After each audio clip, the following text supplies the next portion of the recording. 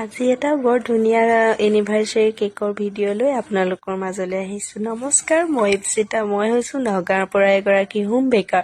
আপোনালোকে যদি মোৰ তাত এনেকুৱা ধুনীয়া ধুনীয়া কেকৰ অৰ্ডাৰ দিব বিচাৰে তেনেহ'লে আপোনালোকে দুদিনৰ আগতেই মোক অৰ্ডাৰ কৰিব, কিয়নো তেতিয়াহে মই এটা পাৰফেক্ট কেক আপোনালোকক ৰেডি কৰি দিব পাৰিম।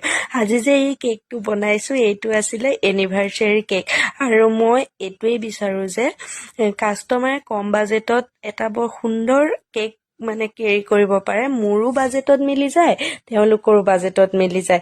সেই কেকটো ৰেডি কৰিবলৈ লৈছোঁ। এইটো আছিলে 1 কেজি আছিলে বাটাৰস্কচ ফ্লেভাৰ, আৰু ইয়াত অকল ৰ'জ দিছোঁ।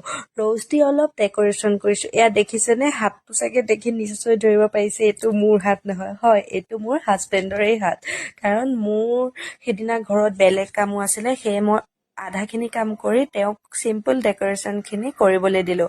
তেওঁ কিন্তু এই চিম্পল ডেক'ৰেশ্যনখিনিহে কৰে দেই, টান টান কামখিনি নকৰে, কাৰণ সেইখিনিত অকণ ৰিক্সি থাকে। এয়া দেখিছেনে, ফ্লেক্স লগোৱা বা এই ফটোখন লগোৱা, এয়া কাম ময়ে কৰিছোঁ, কিয়নো কামখিনি শ্বেয়াৰ কৰিলে সোনকালে হয়। মই যদি বেলেগ কামত লাগোঁ, তেওঁ কেকৰ কামত লাগিলে কামখিনি পাৰফেক্ট হয়। আৰু শেষত জনাবচোন কেকটো দেখিবলৈ কেনেকুৱা হৈছে, ভাল হৈছে নে নাই।